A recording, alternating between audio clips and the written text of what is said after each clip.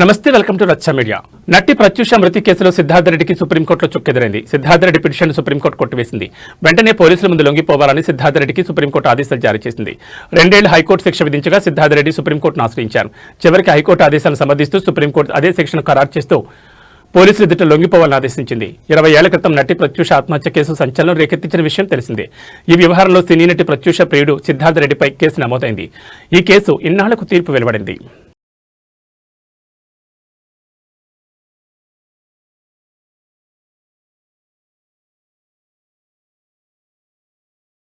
పశ్చిమ గోదావరి జిల్లా తాడేపల్లిగూడెం పట్టణంలో 17వ వార్డుకు చెందిన వైసీపీ కార్యకర్త గొర్రెల సతీష్కి వైసీపీ జిల్లా యూత్ వింగ్ వైస్ ప్రెసిడెంట్గా నియమించిన సందర్భంగా తాడేపల్లిగూడెం నియోజకవర్గ వైఎస్ఆర్సీపీ ఇన్ఛార్జ్ బడ్డి రఘురామ నాయుడిని పార్టీ కార్యాలయంలో మర్యాదపూర్వకంగా కలిసి కృతజ్ఞతలు తెలిపారు.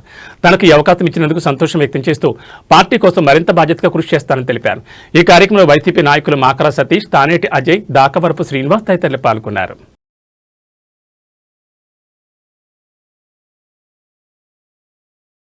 భారత రాష్ట్రపతి Droupadi Murmu international fleet review కోసం ఆంధ్రప్రదేశ్లోని విశాఖపట్నం చేరుకున్నారు. ద్రౌపది ముర్ముకి రాష్ట్ర governor justice S Abdul Nazeer, ఉప ముఖ్యమంత్రి వర్యులు పవన్ కళ్యాణ్ ఘనంగా స్వాగతం పలికారు. అనంతరం ఆమెకు పుష్పగుచ్చం అందజేశారు. అనంతరం ఆమె ఇంటర్నేషనల్ ఫ్లీట్ రివ్యూకు తరలి వెళ్లారు. గవర్నర్ నజీర్, పవన్ కళ్యాణ్ వెంట కూటమి నేతలున్నారు.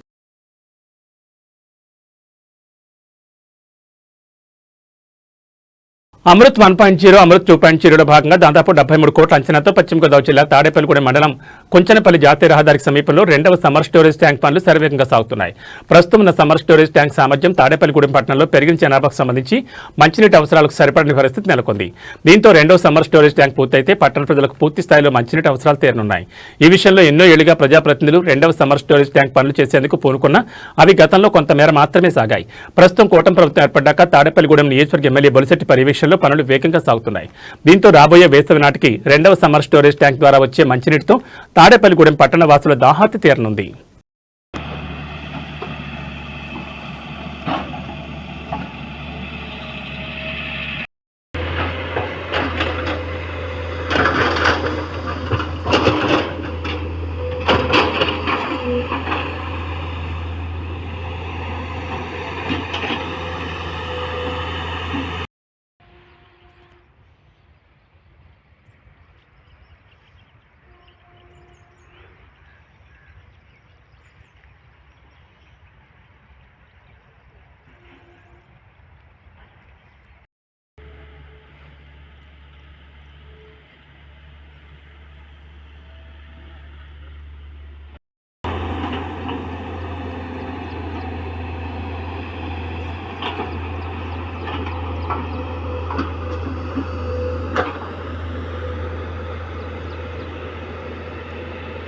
పల్నాడు జిల్లా నరసరావుపేటలోని కాకుమాను బజార్లో ఏర్పాటు చేసిన ప్రభ ఆకస్మికంగా కరెంటు స్తంభంపై కూలిపోయింది. ఈ ఘటనలో 3 చిన్నారులు గాయపడ్డారు.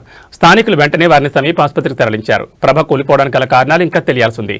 విద్యుత్ అధికారుల నిర్లక్ష్యమే ప్రమాదానికి కారణమని స్థానికులు ఆరోపిస్తున్నారు.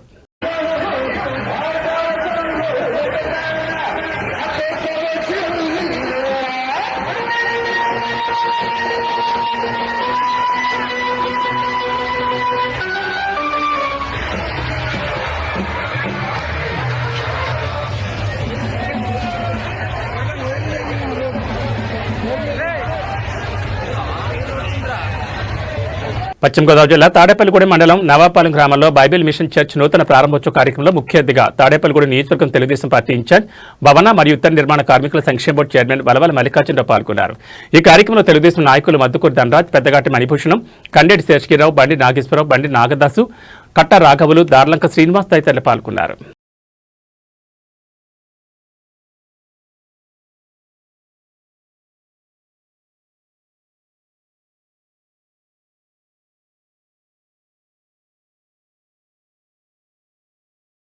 వచ్చారు, వారిని కూడా సాల్వతో సత్కరిస్తున్నారు, పూలతో సత్కరిస్తున్నారు. చప్పట్లు కొడుతూ దేవుని మహిమపడతాం.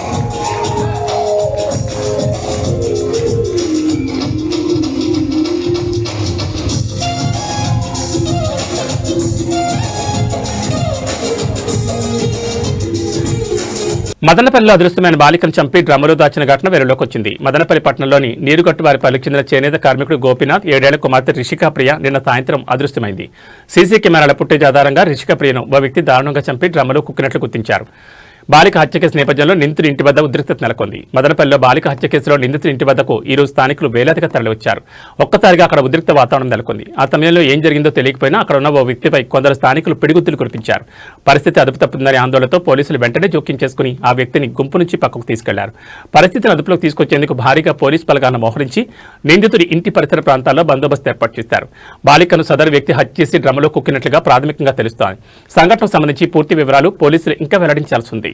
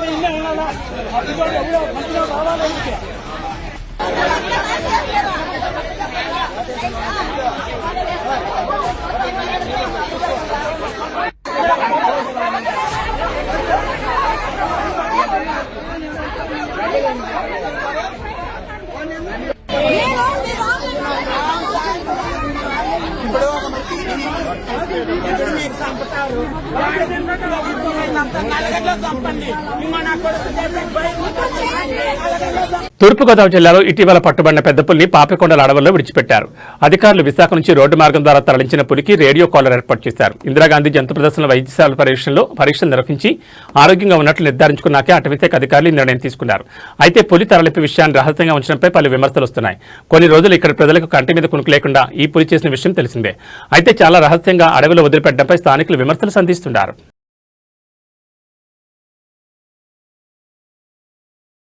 ఏబీ బులెటిన్ విశేషాలు. నమస్కారం.